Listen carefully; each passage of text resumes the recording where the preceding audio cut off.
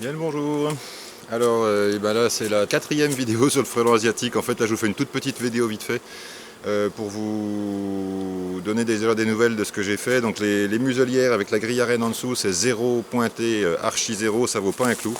Les abeilles se sont massées en dessous de la ruche, c'était une catastrophe. Enfin bon, les frelons se sont régalés. J'ai eu une grosse hécatombe d'abeilles hier qui se battaient entre elles. J'ai pas trop compris ce qui se passait en fait. Et là aujourd'hui ça va. J'avais enlevé la muselière du coup complètement et aujourd'hui j'ai remis du grillage. Sinon, je vais faire directement le tour, c'est pas la peine que je vous explique, hein, je vais faire le tour. Alors, je suis arrivé à 2h30 de l'après-midi, il y avait beaucoup plus d'activité mais il n'y avait pas de frelons asiatiques. Donc là, vous voyez, la grille à reine, j'ai tout viré. Donc j'ai remis un bout de grillage en maille de 25 en dessous et voilà, et les abeilles là rentrent et sortent. Je viens de leur mettre à chacune 1 litre de sirop et 2 pour celles qui manquaient vraiment de réserve. Et puis ben voilà, j'espère que ça va les aider un petit peu. Et alors la petite nouveauté du jour, c'est que mes ruches sont homologuées route maintenant puisqu'elles ont des rétros. Voilà, donc ça, j'ai vu un frelon tout à l'heure arriver, un européen, il est arrivé comme ça, quand il s'est vu dedans, il a tapé dedans plusieurs fois, il est parti. Donc je ne sais pas si ça va avoir une incidence, hein. Je vous dis, ne prenez surtout pas ça comme une solution, hein. Pour l'instant c'est vraiment un test, je ne sais absolument pas ce que ça va donner. D'autres ont eu l'idée, donc moi j'avais ces rétros là, c'est des rétros de je ne sais même pas quelle bécane, en fait ça c'est des trucs avec des fixations pas standards, donc autrement dit, je dois en avoir 200 comme ça, je crois à la maison, donc voilà. Hein. Donc si vous avez la moto qui va avec, par contre, vous savez que je peux vous vendre des rétros si vous voulez. Hein. Allez, à 10 € le rétro. Oui, donc qu'est-ce que je voulais dire? Donc là, l'histoire des rétros, je ne sais pas du tout ce que ça va donner. J'ai équipé 6 ruches sur 7 parce que l'autre, là, c'est pas facile avec la muselière. Là, la muselière monte carrément. Enfin, sur la d'Adam, j'ai eu du mal à la poser, donc j'ai pas pu. En fait, puis il me manque des rondelles. Enfin bon. Sinon, les planches Norma, je suis arrivé tout à l'heure, il y avait grosse activité devant. Vraiment, ça rentrait et ça allait pas trop mal. Hein. Franchement, je pense que les planches Norma, pour l'instant... entre la muselière et la planche Norma, si j'ai d'autres ruches à équiper, et je vais avoir d'autres ruches à équiper, puisque dans le rucher du Pré, ça y est, j'ai vu mon premier frelon asiatique là-bas aussi, donc j'imagine que la comédie va commencer dans pas longtemps. Donc là, j'ai équipé ce que je pouvais, hein, j'ai enlevé le piège parce qu'il chopait que des Européens. En attendant, bon, voilà, je sais que Crabro a réagi à ce truc-là, quoi. Lui, il a tapé 2-3 fois dedans, il est parti. Donc pourquoi pas, je vous dis, on n'est pas... de toute façon, voilà, donc je suis loin de moi l'idée de vous dire c'est une solution. Hein.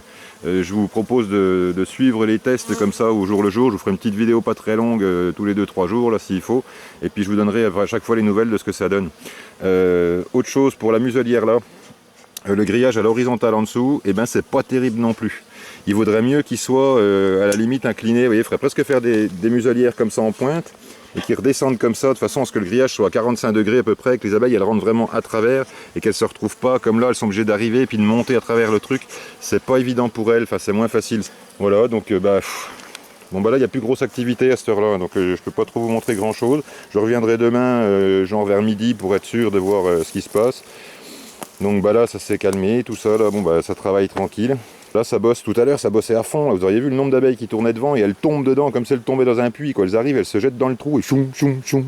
Et le frelon il a pas le temps quoi, avec les planches Norma, alors que à chaque fois que j'ai vu un frelon embarquer une abeille c'était devant une muselière.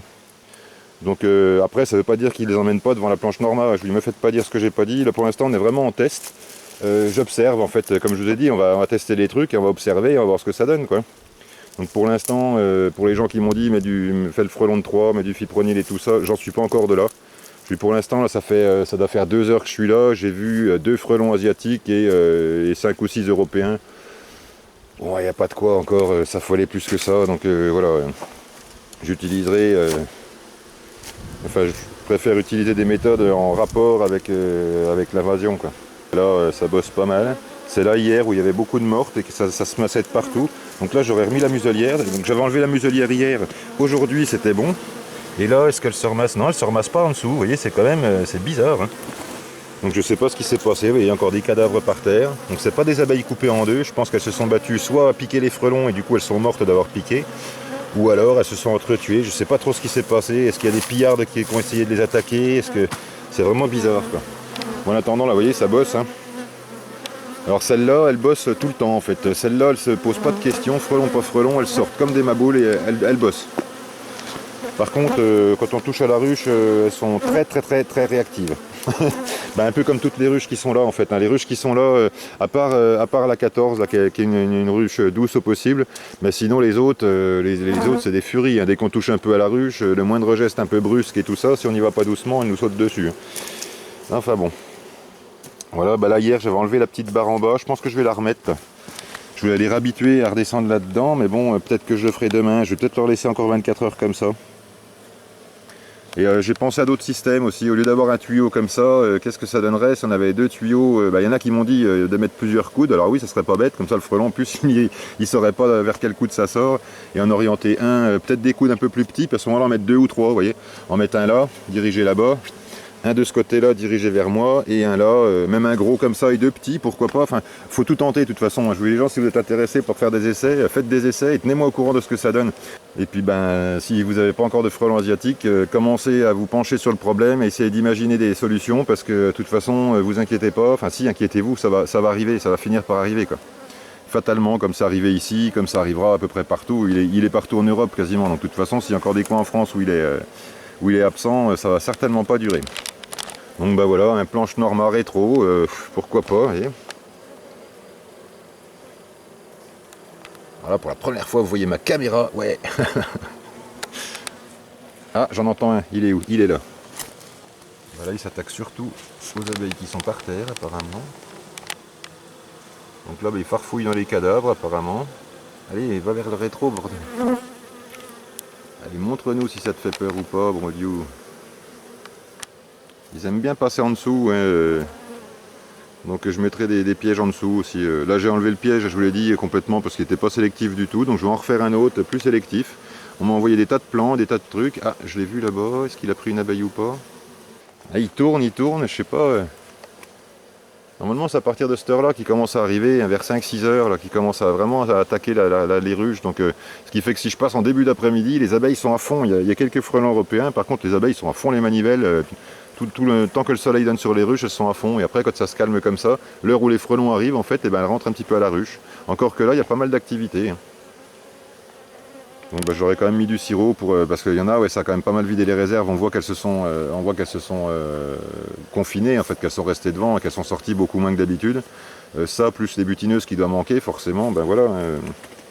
Ah, ça, c'est un européen.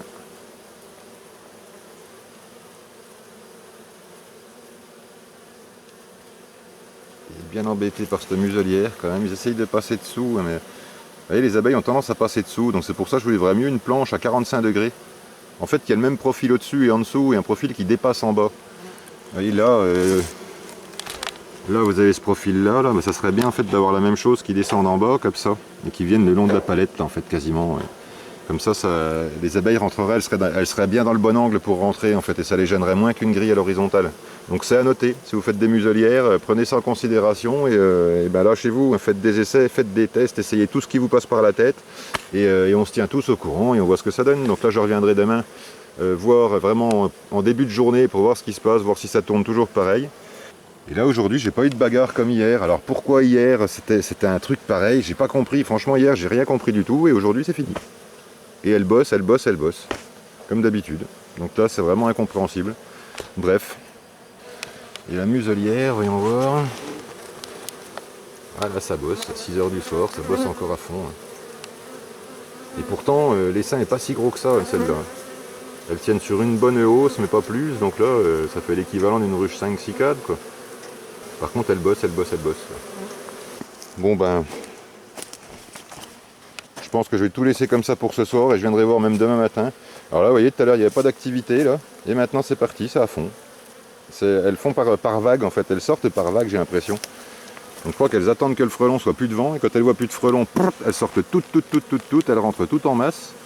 Et après s'il y a un frelon, bah paf, elles restent dans la ruche. Alors évidemment ça ralentit le processus, quoi, ça ralentit la rentrée de nectar, mais enfin bon, c'est toujours un début de quelque chose. Moi j'observe et je vois quand même on voit qu'elles tentent des trucs de toute façon, alors qu'elles n'y arrivent pas tout de suite, ça c'est autre chose.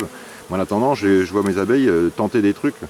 Et donc pour rappel, toutes ces abeilles-là, c'est des abeilles qui sont génétiquement, c'est du grand n'importe quoi. Hein. Il y a de la noire, il y a de la buck, il y a de la caucasienne, il y a tout ce qu'on veut là-dedans, croisé dans tous les sens. Enfin, c'est des essaims que je récupère à droite à gauche, qui viennent de plusieurs villages, même de plusieurs endroits. Il y en a même que j'ai été chercher à 50 km, quoi, si vous voulez. Donc bon, tout ça, ça fait de la diversité génétique. Ça fait des abeilles pas spécialement douces, par contre, ça je reconnais. Elles sont pas super productives en miel si on compare à de la buckfast.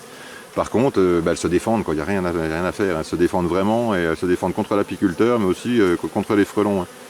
Je les ai vus flinguer des frelons européens, quasiment toutes ces ruches là, ils ont toutes déglingué. Dès qu'il y en a un qui se pose sur la planche de vol, le pauvre pépère, il en a pour 3 secondes à se prendre toutes les abeilles sur le dos et à se faire déglinguer. Et l'asiatique, bah pour l'instant je ne les ai pas vus en baleine asiatique encore. Est-ce que ça finira par arriver ou pas? Je ne sais pas. Bon bah c'est tout, je ne vais pas vous faire une vidéo de 2 heures, de toute façon là, je préfère vous refilmer demain pour vous montrer ce que ça donne, quoi. Et ben voilà, c'est tout pour ce soir. Donc là je suis venu bricoler, donc pour rappel je suis venu poser, refaire les muselières, mettre du grillage en dessous avec de la maille de 25 à la place de la grille à renne qui est, franchement la grille à renne c'est une boucherie. Si vous avez l'idée de le faire, ne le faites pas. Honnêtement là je l'ai fait, j'ai vu, je suis pas le premier à le voir et donc du coup on peut valider ça. On peut dire la grille à renne en dessous c'est carrément une mauvaise idée. Donc hop, une idée à effacer, hop et on passe à autre chose. Les planches Norma, je suis assez content du résultat. Je vous dis, là on voit pas trop, mais je vous dis, mais quand c'est en pleine journée, demain je viens vous filmer ça en pleine journée parce que franchement on voit les abeilles qui s'engouffrent là-dedans à toute vitesse et ça sort de même. Le frelon il est devant, il sait pas trop quoi faire et franchement je trouve que c'est vraiment pas mal. Donc ça je vais le généraliser. Enfin, sur les prochaines ruches que je vais faire, donc là je vais arrêter les muselières parce que les muselières ça me saoule en fait. C'est pas pratique, c'est pas machin, ça fait pas grand chose, je trouve pas que l'efficacité soit au rendez-vous pour l'instant. En tout cas j'ai vu les frelons, ils se mettent devant, ils se mettent à 10 cm devant la muselière, et puis dès qu'il y a une abeille qui passe, il arrive, il fait même une espèce de looping, là, et hop, il la chope en vol et il se barre avec, quoi. Donc bon, ils doivent en attraper moins, mais ils en attrapent quand même, donc bon, c'est pas gégène, quoi. Puis alors les rétros, ça je sais pas, ça c'est des modèles de rétro de bécane qui doivent plus se faire depuis la nuit des temps. Donc s'il en reste quelques-unes en circulation, et en plus c'est que des rétros droits, donc c'est vendable comme un cercueil à 2 places, sinon vous imaginez bien que je vous aurais vendu au lieu d'en faire ça. Mais là en attendant, ça me fait une occasion de m'en servir et pourquoi pas. Donc vous n'êtes pas obligé de mettre des rétros, si vous voulez tester, mettez simplement des miroirs, et même des miroirs en V comme ça pour que le frelon il se voit en double. Je pense que là ça va le rendre dingue. Voire même j'ai pensé à un truc, c'est des miroirs grossissants. Alors, ça peut paraître bête, mais bon, imaginez, vous êtes un frelon grand comme ça, vous vous voyez dans la glace, vous êtes gros comme ça, quoi. Je pense qu'il y a moyen qu'ils prennent peur, quoi. Donc ça existe, les miroirs grossissants, donc on peut toujours essayer. Je sais qu'ils vendaient ça, des glaces avant pour maquillage. Ma mère, elle avait ça, un petit miroir qui faisait à taille normale, et puis l'autre qui faisait plus gros. Un miroir loupe, en fait, donc il faudrait tester. Je dis franchement, là je vous donne juste des idées, hein. Je vous dis pas ça va marcher, je vous donne des idées. Et franchement, lâchez-vous, faites, même si vous n'avez pas encore de frelons asiatiques, commencez à cogiter sur le truc, parce que de toute façon vous allez être confrontés. Ça va être un problème, c'est vraiment, c'est pas cool pour les abeilles, c'est pas cool pour les apiculteurs. Bon voilà. Bon ce coup-là, moi je vais m'en aller, je vais aller promener les chiens. Et puis je suis bien content d'avoir fait ça sur mes ruches aujourd'hui. Je sais absolument pas si ça va servir à quelque chose ou pas, mais en tout cas, je viens vérifier ça demain, voir comment que ça se passe et je vous tiens au courant. Allez, portez-vous bien, surveillez vos abeilles, zigouillez du frelon et à bientôt pour les prochaines vidéos.